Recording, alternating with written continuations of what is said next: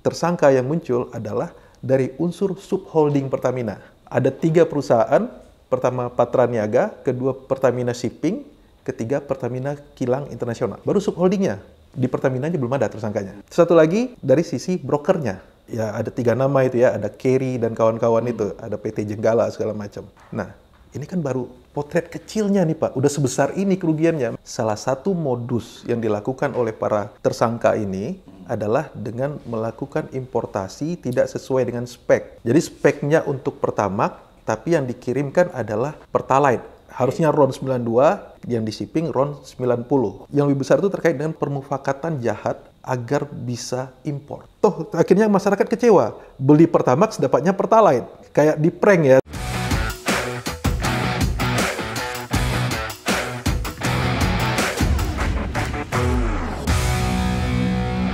Selamat datang di channel Abraham Samad Speaker. Seperti biasanya netizen, hari ini saya menghadirkan narasumber yang luar biasa. Ini sahabat lama saya, Aulia Postira. Assalamualaikum. Waalaikumsalam warahmatullahi wabarakatuh, Pak Abraham. Netizen, Aulia ini dia adalah mantan penyelidik KPK, termasuk di antara 56 orang yang dikeluarkan oleh Firly Bahuri CS lewat tes wawasan kebangsaan abal-abal. Abal-abal. Oke.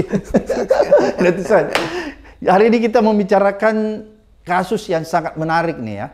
Mega korupsi, saya katakan mega korupsi di Pertamina. Terbongkar dengan nilai ini untuk sementara nih ya. 193,7 triliun. Ya. Tapi ini baru perhitungan sementara. Jadi kita akan membahas bagaimana sih pola korupsi di sektor migas itu ya. Orang katakan mafia migas, kira-kira biasa gitu ya kita sebutkan. Dan Aulia ini sangat punya pengalaman ya di sektor ini untuk membedah lebih jauh tentang tata kelolanya. Karena kalau kita lihat ini persoalkan ini kan tata kelola ya. Tata kelola. Berarti dari hulu hingga hilir. Berarti kalau dari hulu hingga hilir harusnya orang-orang dalam nih yang berperan. Kira-kira begitu Bung Aulia. Bisa nggak Bung Aulia jelaskan kepada kita semua untuk memberikan pencerahan nih kepada masyarakat. Apa sih yang sedang terjadi di kasus ini yang ditangani kejaksaan? Oke, terima kasih Pak Abraham. Jadi memang minggu ini kita akan seluruh masyarakat Indonesia dihebohkan dengan adanya berita bahwa ada penetapan 7 orang tersangka. 7 ya? Dalam penyidikan kasus dugaan tindak pidana korupsi tata kelola minyak mentah dan produk kilang di PT Pertamina, subholding dan kontraktor kerjasama.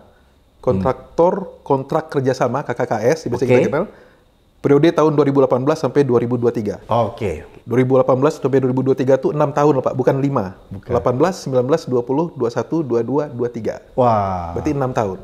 Itu zamannya Presiden Jokowi ya? Zamannya periode sebelumnya, ya, Pak Jokowi. Nah, yang menarik adalah angkanya Pak. Nilai kerugian yang disampaikan oleh Kejaksaan melalui Kapus Penkum maupun Direktur Penyidikan di Kejaksaan, di Jampitsus, dia menyatakan bahwa angka kerugian negara untuk 1 tahun itu 193,7 triliun. Untuk 1 tahun? Untuk 1 tahun. Nah, ini menarik Pak. Karena kenapa? Ini angka itu dibangun dari beberapa komponen. Angka kerugian tadi itu. Yang pertama itu catatan saya. Dia hitung dari beberapa komponen ya? Dari beberapa komponen. Ya, jadi saya sedikit meluruskan mungkin Pak sebelum saya bahas ini. Sedikit meluruskan pandangan di masyarakat. Masyarakat kita kalau ada kasus korupsi, kayak kemarin kasus timah, kerugian negara 300 triliun. Bukan berarti rugi 300 triliun itu dinikmati langsung oleh si pelaku. Kita harus luruskan. Kita harus luruskan itu. Jadi jangan bilang dia korupsi 300 triliun, Harvey Muiz dapat duit 300 triliun. Tidak. Karena di sini ada komponen keuntungan yang diterima oleh si pelaku, ada juga komponen kerugian negaranya. Karena pendekatan yang digunakan oleh Kejaksaan dalam beberapa tahun terakhir, juga KPK, itu sudah melakukan pendekatan social cost. Dia Jadi, hitung. analisis dampak. Dampaknya. Dampak sosial dan dampak ekonomi atas suatu kasus tersebut. Nah, yang pertama Pak, ada kasus komponen dari ekspor minyak mentah dalam negeri. Itu 35 triliun. Itu komponen pertama Komponen pertama. Komponen keduanya itu terkait dengan importasi minyak melalui broker. Ada 2,7 triliun. Nah, bisa jadi ini keuntungan yang diambil, yang diperoleh oleh perusahaan broker tadi. Terus yang ketiga, importasi BBM melalui broker, 7 triliun. Yang keempat, ada komponen kompensasi dan subsidi BBM. Ini yang besar, Pak. Nilainya totalnya 147 triliun. Nah, jadi memang angka ini real memang. Karena memang perhitungan ini pasti kejaksaan menggunakan meng-hire ahli untuk menghitung ini. Meng-hire ahli yang dibantu untuk membantu auditor dalam melakukan perhitungan ini. Tapi yang menarik adalah seperti yang Pak Abraham sampaikan tadi, sprindik kejaksaan ini begitu luas. Karena dia bicara soal tata kelola. Tata kelola di mana di sini melibatkan, kalau kita di sini ada minyak mentah, ada produk kilang, ada BBM. Itu yang pertama. Kedua, melibatkan Pertamina, subholding Pertamina, dan kontraktor kontrak kerjasama. Kan KKKS kan banyak di sini ya, perusahaan-perusahaan asing yang menggali minyak. Dan ini begitu luas. Belum lagi kita bicara, kalau kita bicara hulu sampai hilir, bagaimana di KKKS, mana KKS yang terlibat. Yang baru muncul sekarang, tersangka yang muncul adalah dari unsur subholding Pertamina.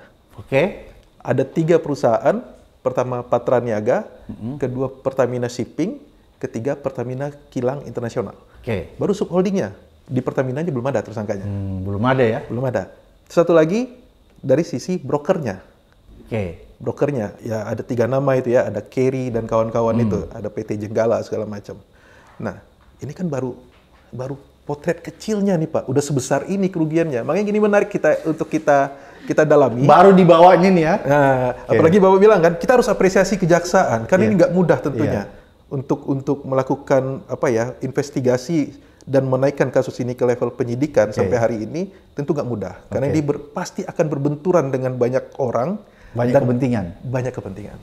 Jadi menurut Bung Alia, sebenarnya kalau kita lihat secara garis besarnya, ini kan kayak gunung es nih kalau kita bicara tentang korupsi di Pertamina ya. Betul. Jadi satu ditarik itu udah kelihatan semua kan. Tapi di baru yang paling di bawahnya nih, belum ke atas. Karena kalau kita bicara tata kelola itu kan dari hulu hingga hilir.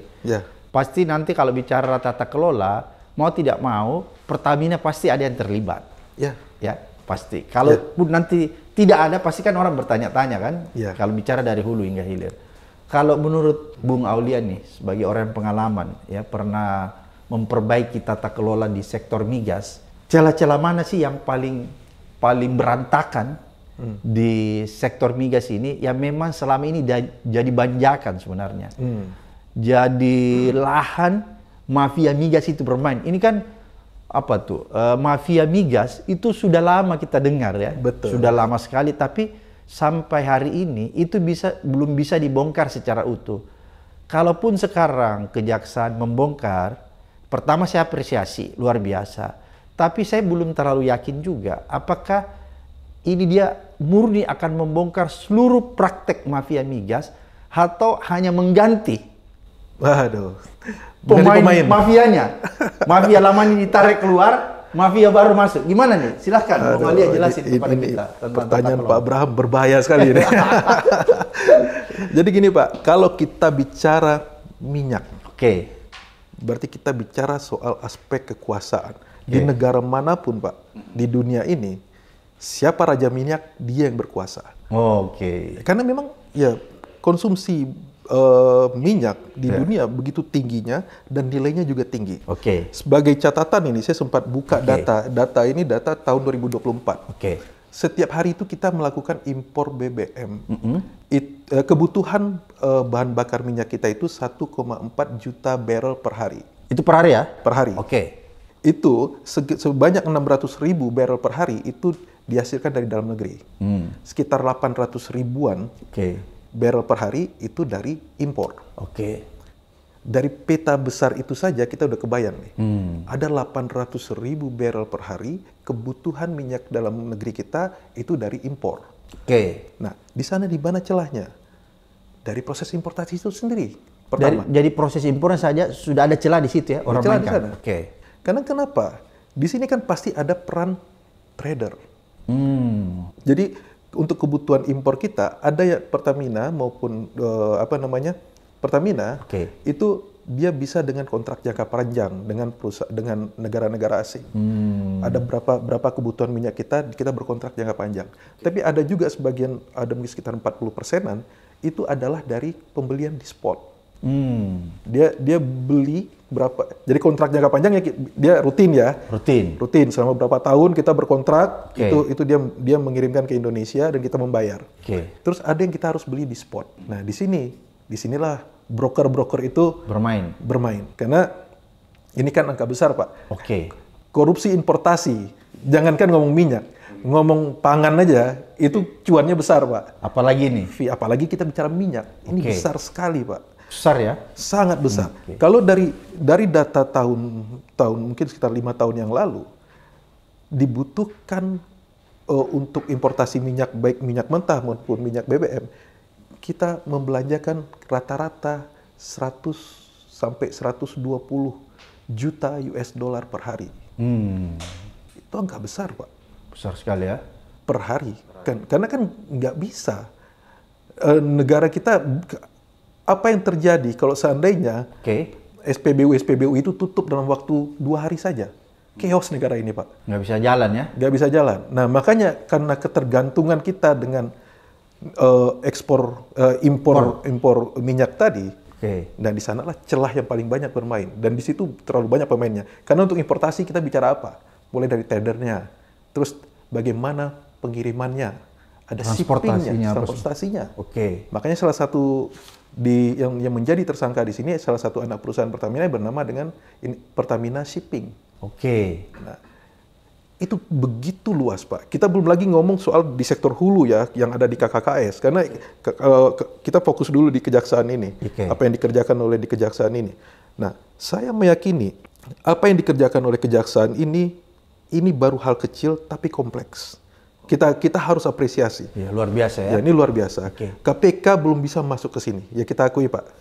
Harusnya KPK yang masuk ya? KPK harusnya masuk. Karena seharusnya, Pak, sebenarnya KPK itu di zaman tahun 2015, itu kan ada tim anti mafia migas yang dibentuk Pak Sudirman Said ya. Itu kan udah pernah menelusuri Petral apa? Petral. Nah, cuma kan nggak tahu. Karena memang beda antara kejaksaan dengan KPK bekerja. KPK di tahap penyelidikan, itu harus menemukan 2 bukti permulaan yang cukup baru bisa naik ke penyidikan. Jaksa, kepolisian lebih diuntungkan. Tidak ada syarat itu. Ya, karena kan penyelidikan hanya menemukan peristiwa. Ya, peristiwa. Kalau sudah temu peristiwa pidana-nya dia bisa langsung penyidikan dan bisa lakukan upaya paksa seperti hari ini.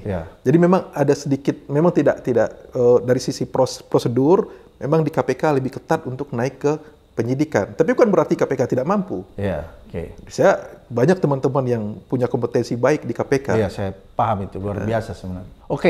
Jadi menurut Bung Aulia, apa yang ditangani kejaksaan ini baru bagian-bagian yang kecil ya. Tapi kita apresiasi karena dalam sprindiknya ya, itu dia menyatakan tata kelola. Berarti dia akan mulai dari hulu hingga hilir ya. Betul. Bung Aulia, yang menarik ini kan kalau kita lihat potongan-potongan korupsinya, ini kan miris juga karena misalnya ada masalah blending BBM, di mana Pertamax RON 92 dicampur dengan Pertalite RON 90. Praktek ini menurut saya luar biasa jahatnya. Kenapa saya katakan luar biasa jahatnya, Bung Aulia? Karena ini dia merugikan secara langsung konsumen. Betul. Kan? Betul. Jadi dampaknya itu langsung ke masyarakat. Bisa nggak Bung Aulia jelaskan tentang modus ini? Ya, yang menarik memang yang membuat viral dalam beberapa hari belakangan ini adalah pernyataan dari kejaksaan. Salah satu modus yang dilakukan oleh para tersangka ini adalah dengan melakukan importasi tidak sesuai dengan spek. Jadi speknya untuk Pertamax, tapi yang dikirimkan adalah Pertalite. Harusnya RON 92, yang di shipping RON 90. Nah, memang itu bagi kita masyarakat itu langsung berdampak kepada kita. Kita bisa marah ya? Kita bisa marah karena kita yang belanja, kita yang mengeluarkan uang lebih supaya tidak membeli BBM bersubsidi. Ternyata barangnya sama aja, kan itu yang bikin masyarakat marah. Nah, jadi memang kalau kita bicara kerugian tadi yang 193,7 itu baru kerugian dari sisi prosesnya sendiri. Kita nggak hitung berapa kerugian masyarakat. Jauh lebih besar, Social Pak. cost-nya ya? Social cost-nya. Ini belum ada komponen ini. Social cost-nya. Yang beli Pertamax dapatnya Pertalite kan dia rugi. Iya. Ada sekitar 2.000 sekian rupiah yang selisihnya. Harus dihitung itu ya? Harus dihitung.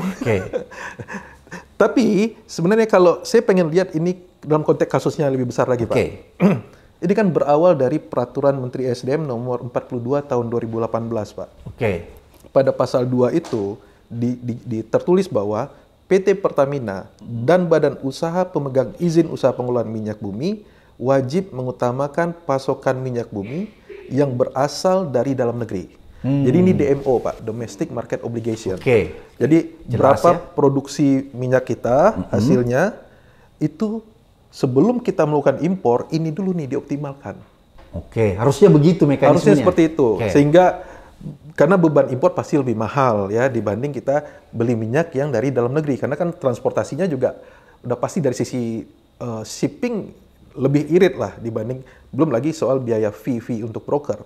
Nah, di sini modusnya itu ada beberapa modus yang saya catat. Tadi Bapak bicara yang kelima tadi, under spec tadi. Beli RON 90, belinya 92 yang datang 90. Nah, tapi yang 4 lainnya itu diantaranya yang lebih besar itu terkait dengan pertama permufakatan jahat agar bisa impor. Itu yang paling berbahaya ya? Berbahaya. Karena modusnya ini membuat kita harus impor. Kenapa? Nah, di sini dia dengan cara menurunkan produksi kilang. Supaya bisa impor? Jadi, kalau produksi kilang turun, sehingga kita jumlah minyak yang diproduksi dalam negeri kan berkurang, Pak. Sehingga kita harus impor. Terus juga minyak mentah hasil produksi dalam negeri akhirnya diekspor. Yang jadi tidak kepakai tadi. Karena tidak terserap. Karena produksi kilangnya turun. Nah, yang kedua, ada manipulasi atau permufakatan jahat dalam tender impor minyak. Ya, di sini kan kebetulan yang dibeli, yang melakukan ini kan Patra Niaga ya. Patra ya, anak perusahaan Pertamina. Anak perusahaan Pertamina yang melakukan pembelian ini, yang tugasnya untuk melakukan ini. Nah, di sini dia berkolusi dengan perusahaan swasta ini. Ya, yang di sini kan ada nama Kerry, Dimas, Gading, ada PT Jenggala, apalagi nama PT-nya itu, saya nggak hafal namanya, sehingga untuk memenangkan orang ini dalam proses importasinya. Dan dalam hal proses ini pun sudah ada markup harga.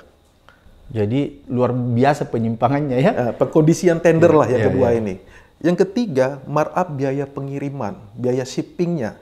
Jadi beberapa kali markup ya? Nah, berkali-kali markupnya. Di sini dia dari pernyataan yang disampaikan oleh Kejaksaan, ketika ini biaya pengiriman ini dilakukan oleh Pertamina International Shipping, itu menguntungkan Kerry. Ini Kerry Riza itu, anaknya Riza Khalid itu, 13-15%. Jadi sudah dia diuntungkan dengan pembelian harganya, harga pembeliannya, diuntungkan lagi dengan harga pengirimannya. Jadi luar biasa manipulasinya. Di markup 2 kali. Terus baru dari nilai meningkatnya komposisi kompensasi dan subsidi minyak. Nah, ini kan karena markup harga dan markup harga pengiriman tadi, otomatis itu menaikkan angka kompensasi dan subsidi. Angka kompensasi itu sekitar 126 triliun dan subsidi sekitar 21 triliun. Nah, inilah komponen yang membuat ini, kalau kita bicaranya dalam bahasa lebih makro, sederhana, ekonomi biaya tinggi, Pak. High cost ya? High cost ekonomi ya, akibat korupsi ya, inilah contoh nyatanya, Pak. Nah, tadi Pak Abram bilang, apakah mungkin ini ada dugaan hanya pergantian pemain?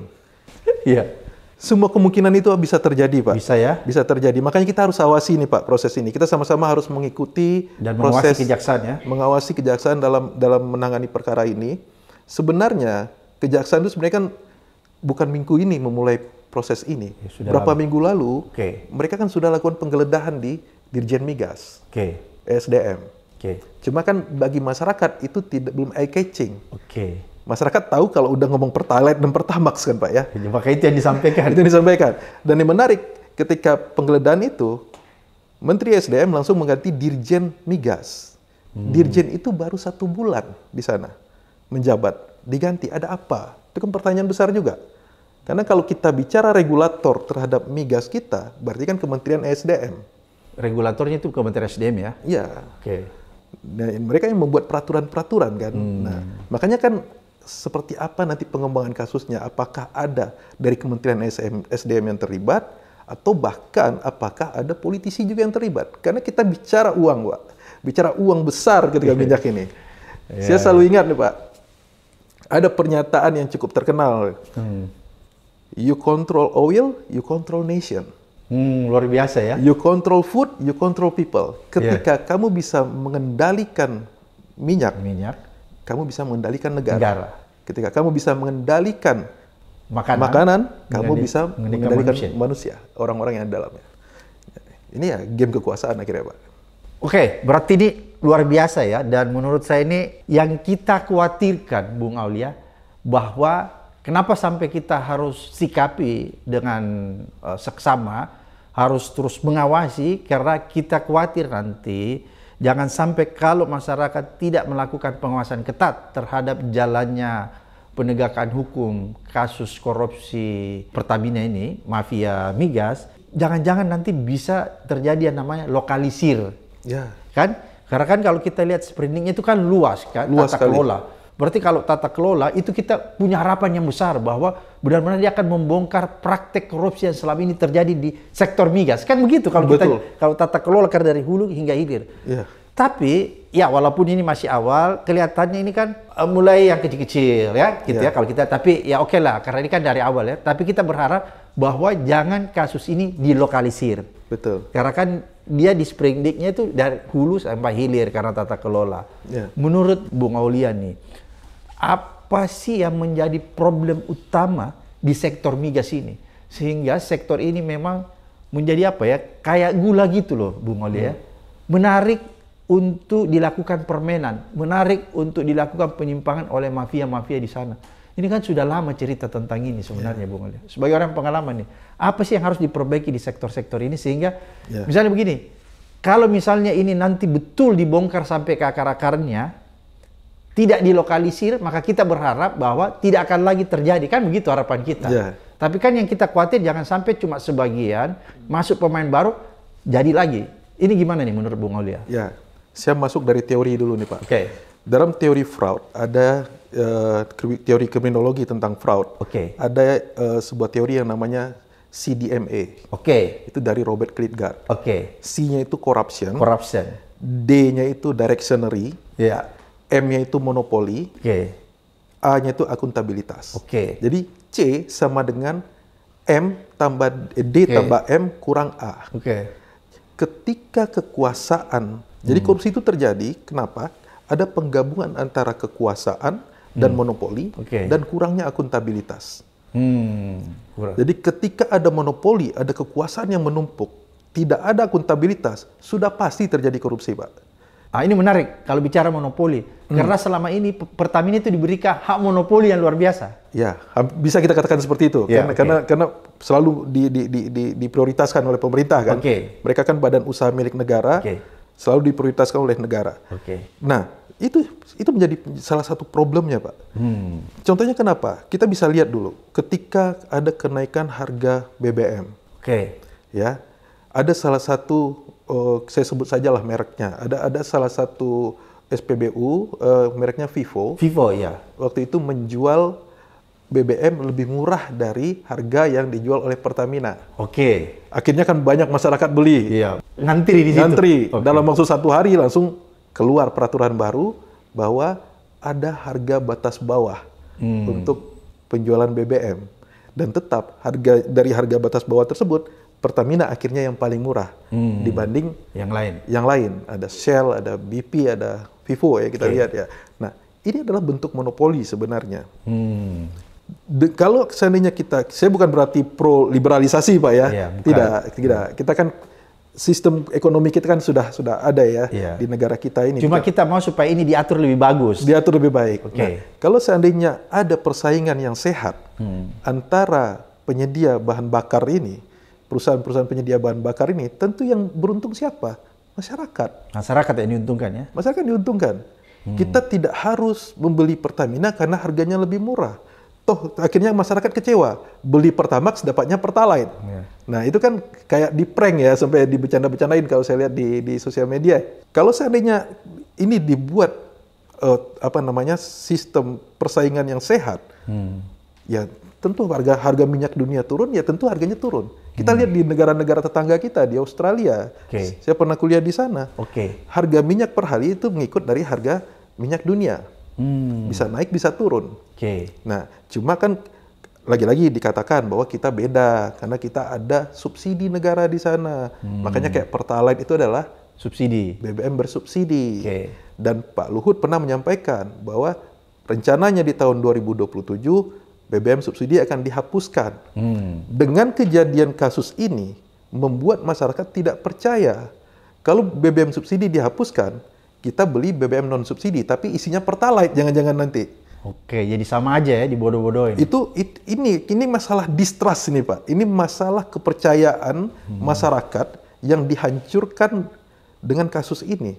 Kita beli Pertamax berharap tidak mau subsidi, ternyata isinya Pertalite. Kan itu kan yang disampaikan. Walaupun ini kan lagi di counter oleh Pertamina dan DPR, saya lihat waktu itu ya, kemarin ya. Jadi menarik ya bahwa rencana pemerintah menarik subsidi nih terhadap Pertalite ini membuat nanti masyarakat bertanya-tanya, jangan-jangan subsidi ditarik, kita membeli minyak yang non subsidi kayak Pertamax, tapi sebenarnya isinya itu minyak subsidi. Pertalite. Isinya Pertalite kan. Jadi lagi-lagi masyarakat jadi korban ya, kira-kira seperti gitu Bung Alia. Oke, Bung Alia, ini kan tadi kalau kita bicara walaupun kita sepakat bahwa kita harus melihat peran Pertamina yang selama ini melakukan monopoli itu harus dikontrol dengan baik ya. Harus ada aturan yang lebih pasti yang bisa dijalankan sehingga dia tidak melakukan penyimpangan-penyimpangan. Kira-kira seperti itu. Betul. Karena gini Pak, dengan kasus ini, dengan judul sprindik yang seperti ini, dugaan tidak pidana korupsi dalam tata kelola minyak dan produk kilang. Artinya apa nanti seharusnya respon dari Pertamina atau dari pemerintah adalah memperbaiki tata kelola yang ada sekarang. Ya akhirnya kan salah satunya titik celahnya kalau kita bicara pendekatan risiko, apa yang menjadi modus dalam korupsi ini menjadi risiko yang harus diperbaiki ke depannya, dimitigasi dengan perbaikan tata kelola di sektor migas ini. Karena kita tidak bisa menghindari, Pak. Kita butuh impor minyak setiap hari. Itu yang tidak bisa dihindari. Nggak bisa ya? Nggak bisa. Karena produksi dalam negeri kita tidak mungkin bisa memenuhi ya? Produksi kita tidak memenuhi. Sementara konsumsi masyarakat kita terhadap bahan bakar minyak itu terus meningkat. Nah, itu kan sesuatu hal yang kalau kita lihat dari sisi positif, hal yang harusnya menguntungkan bagi Pertamina. Dan seharusnya itu yang mendorong Pertamina untuk terus berbenah. Bahwa ini terkait dengan hajat hidup orang banyak dan terkait dengan uang yang sangat besar. Gitu ya. Jadi ya menurut saya ini ya Presiden juga harus merespon, Pak Prabowo harus merespon. Karena ini terkait minyak. Ini bukan hanya korupsi pengadaan biasa, enggak. Ini terkait dengan kebutuhan sehari-hari masyarakat. Kita bicara minyak, Pak, bicara tentang biaya berapa ongkos biaya produksi, biaya transportasi, berdampak pada semua jenis kebutuhan. Ternyata dengan ini, ternyata harga yang jadi muncul pertanyaan ya Pak ya, apa betul harga yang terbentuk sekarang, yang ada di SPBU tersebut, itu harga yang sudah layak atau belum? Atau harga markup jangan-jangan? Akan muncul pertanyaan seperti itu, pertanyaan kritis ya Pak? Iya, betul. Nah, Pertamina harus bisa menjawab tantangan ini kepada masyarakat. Jadi, hikmah dari terbongkarnya kasus ini membuka mata seluruh rakyat Indonesia bagaimana praktek mafia migas di Pertamina itu sudah berlangsung lama. Dan itu sudah mengakar. Ini kan sudah mengakar sebenarnya kalau kita lihat prakteknya, modusnya. Sehingga seharusnya yang dilakukan sesegera mungkin untuk memperbaiki dan mengembalikan kepercayaan masyarakat, Pertamina harus segera melakukan evaluasi dan perbaikan terhadap tata kelolanya ya. Betul. Karena kalau misalnya ibaratnya pemadam kebakaran cuma dipadamkan apinya, kemudian setelah itu selesai tidak diperbaiki tata kelolanya, maka kasus ini bisa berulang. Kira-kira seperti gitu Bung Aulia. Betul.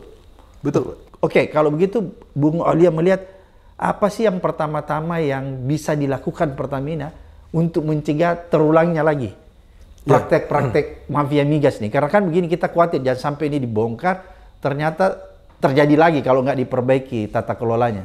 Ya, Ini kan terjadi di Pertamina dan subholdingnya ya Pak ya. Oke, subholding ya? Ya, Pertamina ini kan udah jadi holding migas ya, BUMN migas sekarang ya. Secara holding, Pertamina itu harus melakukan seperti yang Pak Abraham sampaikan tadi, mereka harus mereview kondisi sekarang Pertamina seperti apa dengan kasus yang ada ini. Oke. Setelah dilakukan review, lalu dilakukan dianalisis, di mana sih titik-titik rawan risikonya di mana saja. Di mana bisa terjadi fraud, korupsi.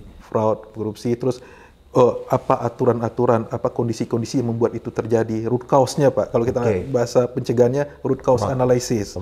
Kita cari akar masalahnya di mana, lalu diperbaiki. Salah satunya Pak, kalau saya di antara saya sampaikan tadi, yaitu ketika kita importasi dengan membeli minyak di pasar spot. Salah satunya di sana, karena harga fluktuatif.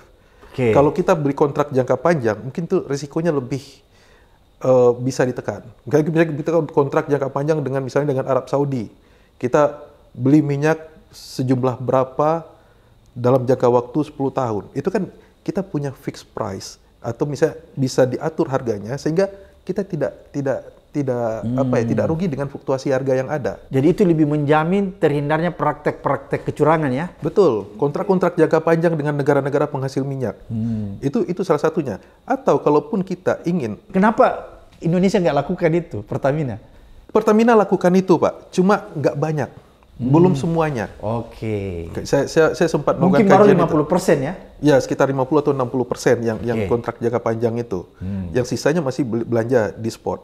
Nah, untuk yang belanja di spot ini, salah satu yang sempat saya dan teman-teman kaji tahun lalu, itu adalah mungkin nggak kita membuat semacam e-katalog untuk pembelian minyak mentah. Jadi kita tidak ikut harga spot yang ada di Singapura. Jadi kita bikin e-katalog sehingga transparan. Jadi kita punya e-katalog sendiri ya? Punya e-katalog sendiri. Misalnya siapa yang produsen minyaknya siapa. Jadi itu masuk di internal kita, di negara kita. Jadi kita tidak beli di pasar spot di Singapura itu atau di tempat lain. Ini kita banyak membeli di spot pasar Singapura ya? Ya. Nah, jadi kalau seandainya dengan e-katalog, sekurang-kurangnya itu kan transparansinya terlihat Pak. Berapa sih harganya, dan itu bersaing kan Pak. Kita mau beli dari siapa, tahu harganya berapa. Tidak bergantung lagi kepada trader. Ya kan, ya gimana pun juga, salah satu bisnis yang paling menguntungkan memang jadi maklar Pak. Bukankah peran Singapura itu kayak trader aja? Kan dia bukan penghasil minyak kan? Ya, mereka punya banyak kilang. Iya kilang, tapi kan dia bukan memproduksi kan? Betul. Dia cuma tempat penyimpangan kan? Ya. Termasuk tempat penyimpangan kita ada di Singapura kan? Betul. Kira-kira seperti itu Bung Oleh, praktek-prakteknya. Sama juga, salah satu penyebab kenapa kita selalu kekurangan cadangan minyak, karena kilang kita sedikit Pak. Kami waktu itu sempat melakukan diskusi dengan pihak Pertamina sendiri maupun dari pihak SDM. Ya, ada kondisi di mana setiap kita ingin bangun kilang baru, ada saja yang ingin menggagalkan. Karena dengan banyak kilang, kita bisa punya banyak cadangan minyak. Banyak stok ya? Banyak stok. Tapi kalau kita kilangnya terbatas, mau nggak mau kita butuh beli minyak. Dari luar, dari trader luar. Ya? BBM yang jadi dari luar. Dan selama ini praktek kita selalu beli dari Singapura karena Singapura punya kilang banyak. Ya, dan melalui Singapura. Ya, melalui. Ya. Oke, jadi sebenarnya ada upaya memperbaiki untuk memperbanyak kilang di Indonesia, tapi itu selalu dihambat ya? Ya, saya mendapat informasi seperti itu, Pak. Ya, dari beberapa orang petinggi lah, petinggi yang merupakan praktisi di bidang migas ini. Karena dengan banyaknya kilang, tentu kita bisa punya cadangan minyak yang banyak. Kita belum bicara soal keamanan negara, Pak. Ini baru untuk kebutuhan masyarakat. Kalau negara ini dalam keadaan perang, berapa sih cadangan migas kita yang bisa untuk bahan bakar pesawat, bahan bakar tank?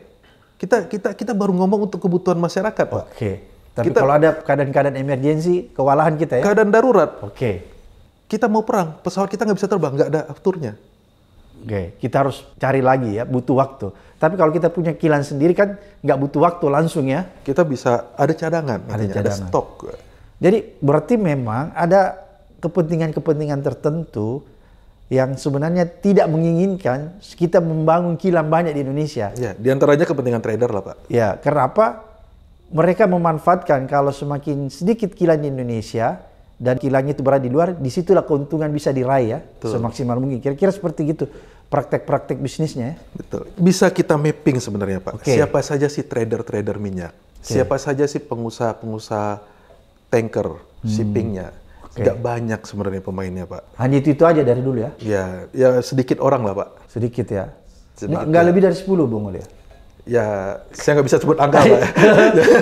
Ya apa disebut angkanya, penting nggak disebut perusahaannya. Ya nggak banyak lah Pak, ya sekitar itulah.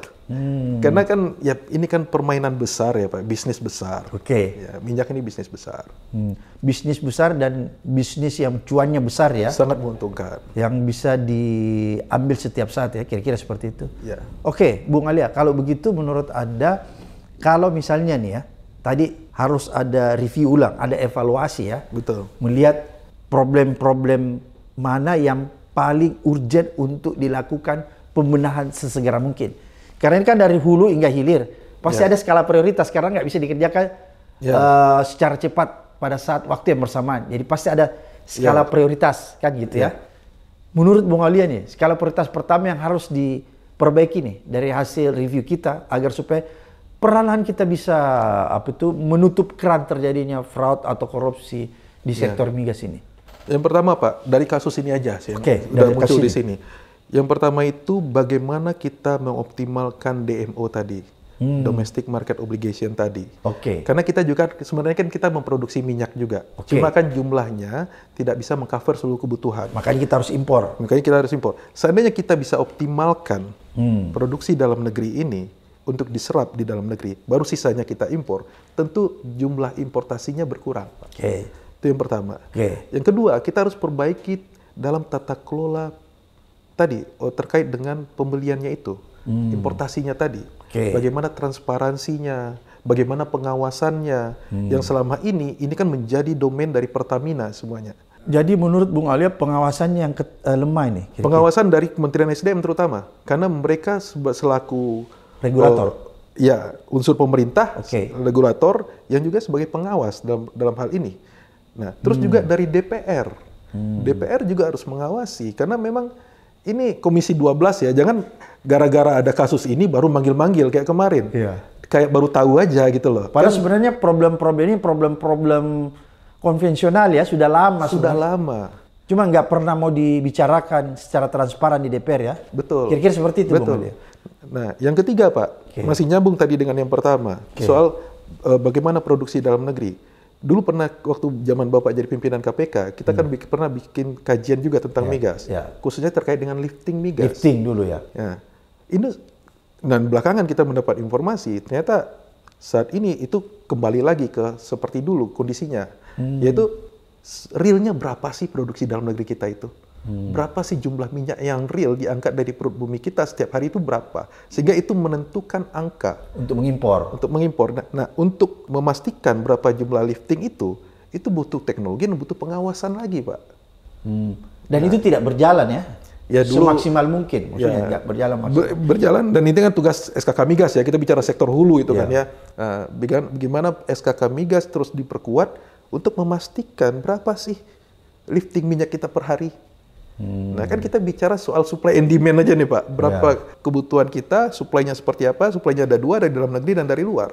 Harusnya SKK Migas juga difungsikan sebagaimana mestinya ya. Mereka perannya sangat krusial. Iya, makanya harus berfungsi maksimal ya. Iya. Makanya kan dulu kita pernah melakukan juga ya, penyidikan di SKK Migas dulu yang Rudy Ruwendini ya. Mungkin Olia masih ingat ya. Iya. Bung Alia, berarti itu yang harus didahulukan ya, yang tadi Anda katakan. Kurang-kurangnya hal itu diperbaiki dulu Pak. Karena itu turunannya banyak itu Pak. 3 poin tadi. Yakinkah Olia, ini kan tadi kalau kita lagi-lagi bahwa kita ini kan kalau melihat Sprindik lagi-lagi punya harapan besar. Saya kalau melihat Sprindiknya itu kayak saya gembira banget Bung Alia, karena itu kan tata kelola ya. Saya membayangkan bahwa ini dia akan memperbaiki, membongkar kasus ini keseluruhan. Karena kalau bicara tata kelola itu dari hulu hingga hilir. Jadi saya membayangkan ini mafia yang orang sebut selama ini mafia migas itu akan terbongkar secara utuh ya. Karena kan dari hulu sampai hilir itu tata kelolanya. Tapi menurut Bung Alia, yakinkah Bung Alia bahwa kasus yang dibongkar kejaksaan ini bisa betul-betul nanti diselesaikan dari hulu hingga hilir? Karena melihat begini ya, bisnis proses, kita bicara bisnis proses migas, kalau dari hulu hingga hilir, itu sesuatu yang kompleks, krusial, kompleks. Sehingga saya membayangkan seperti dulu kita itu kan tidak mudah dan tidak mungkin membutuhkan waktu yang singkat. Kira-kira sepakat dengan itu kan? Betul. Tapi harus ada kemauan yang kuat, ya, serta ada kejujuran. Kira-kira itu yang paling penting. Ada kejujuran dalam membongkar kasus ini sehingga kita bisa melakukan perbaikannya dari hulu hingga hilir. Menurut Bung Alia nih, apa sih sebenarnya yang kalau kita mau bilang apa yang harus dilakukan nih sehingga itu bisa dicapai? Karena kan ya kalau masyarakat awam ini bisa-bisa di underestimate, bisa nggak, gitu-gitu kan? Kira-kira apa nih resepnya Bung Alia? Saya kalau ditanya yakin dulu Pak, ya saya belum yakin. Berarti sama dong kita ya? Karena ini kan kompleks Pak. Ya nggak mudah juga. Karena kita bicara bisnis proses. Kita bicara bisnis proses yang panjang dan ini spesifik. Ngomongin migas nggak banyak yang ahli. Benar. Yang di kejaksaan mungkin jago soal penyidikan, jago soal penuntutan. Tapi substansi hanya orang-orang yang sedikit yang paham ini. Kita aja dulu di KPK kan kewalahan menganalisa ya dari hulu hingga hilirnya kan. Tapi Pak, kita perlu beri dukungan kepada Kejaksaan Agung ini yang sedang menangani kasus ini. Dukungan sekaligus mengawasi Pak. Karena kita tentu tidak ingin kasus korupsi yang heboh di awal, tapi nanti ketika sampai di persidangan, ternyata cuma ini doang. Kita kan belajar ya Pak ya, kita belajar dari bagaimana penanganan kasus BTS, menyebut banyak orang, aliran duit kemana-mana. Ternyata di sidang cuma teri-teri, bukan kakap. Walaupun ada puluhan orang, tapi tidak memukul ke otak tidak pelakunya. Berkeadilan ya? Tidak berkeadilan. Terus juga kita lihat ada kasus korupsi timah sampai 300 triliun. Yang dihebohkan justru orang seperti Harvey Muiz, yang menurut saya dia bukan pelaku utama sebenarnya. Ada orang tertentu yang orang di belakang dia lagi. Yang dilindungi. Tidak dijadikan tersangka. Kita menduga itu Pak ya. Kita menduga ada orang yang di belakang itu yang belum tersentuh. Nah, semoga kita harapannya untuk kasus ini Kejaksaan bisa benar-benar membongkar. Karena kalau ini berhasil Pak, kasus ini berhasil, dampaknya besar juga kepada kita masyarakat Pak. Yang diuntungkan kita juga masyarakat dan negara. Karena kita bisa memacu revenue ya yang besar dari sektor ini ya sebenarnya. Betul, mengurangi beban subsidi, mengurangi banyak hal lagi, biaya-biaya yang tidak seharusnya dikeluarkan. Dan ini kan selaras ya dengan apa yang disampaikan Pak Prabowo soal efisiensi. Ya udah, lakukan penyidikan ini dengan benar dan lakukan perbaikan di internal tata kelola ini. Terkait dengan tata kelola ini baik di Pertamina maupun bersama-sama dengan Menteri SDM. Jadi kita nggak bisa terus-menerus skeptis Pak ya, tapi kita harus beri dukungan terus. Kecuali ketika memang ada indikasi penyimpangan ya kita harus bersuara gitu Pak. Kita harus dukung kejaksaan ini Pak. Karena angka ini angka 1 tahun Pak, 197 triliun. Padahal kalau lihat sebenarnya 6 tahun ya. 6 tahun. Ya, kita nggak bisa kalikan rata ya Pak ya. Pasti nilainya jauh lebih besar dari 193,7 triliun itu. Karena itu angka per tahun. Angka per tahun. Ya, sebagai catatan Pak, kita memang akhir-akhir ini dalam 1-2 tahun terakhir ini begitu banyak kasus korupsi ya Pak ya yang terungkap. Cuma pembelajaran yang diambil dari kasus tersebut itu belum banyak Pak. Belum banyak perbaikan-perbaikan yang signifikan di berbagai sektor. Saya khawatir kalau seperti ini pendekatan negara kita dalam memberantas korupsi, hanya memadamkan aja. Hanya memadamkan api. Sementara kebocoran-kebocoran, baik itu di sisi penerimaan maupun inefisiensi di sisi pengeluaran, itu terus terjadi. Bukan tidak mungkin Pak, keuangan negara kita yang sudah defisit tahun lalu, di tahun-tahun ke depan, itu akan semakin besar gapnya dan akan berdampak luas kepada masyarakat. Nah, makanya salah satu kunci keberhasilan pembangunan di sebuah negara adalah bagaimana negara tersebut sukses melakukan pemberantasan korupsi. Baik dari sisi penindakan maupun dari sisi pencegahan. Presiden Prabowo selaku presiden, beliau bisa ngambil peran ini. Pimpin pemberantasan korupsi. langsung. Ya bukan berarti intervensi. Memimpin itu bukan berarti intervensi kasus. Dengan itu kewajiban dia ya? Kewajiban. Dengan memberikan support kepada lembaga-lembaga penegak hukum, memberikan dorongan-dorongan kepada lembaga penegak hukum untuk bekerja profesional dalam penegakan hukum. Dan satu yang terpenting, jangan intervensi. Biarkan penegak hukum bekerja.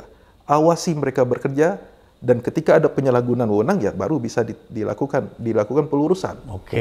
Jadi itu poinnya, Pak. Jadi bagaimanapun juga pemberantasan korupsi adalah kunci keberhasilan negara ini untuk bisa maju mencapai asta citanya yang disampaikan Pak Prabowo atau menuju Indonesia Emas 2045. Kalau enggak, semua hanya omong kosong, Pak. Omong kosong. Omon-omon. Omon-omon. Oke, luar biasa apa yang disampaikan oleh ya. Mudah-mudahan mencerahkan kita, mengedukasi kita, dan menjadi catatan bagi kita semua bahwa pemberantasan korupsi di sektor migas harus ditindaklanjuti dengan perbaikan tata kelola di sektor migas itu agar supaya kita bisa mengoptimalkan pemasukan atau revenue dari sektor yang luar biasa bisa menghasilkan. Sampai ketemu di episode berikutnya di Abraham Samad Speak Up.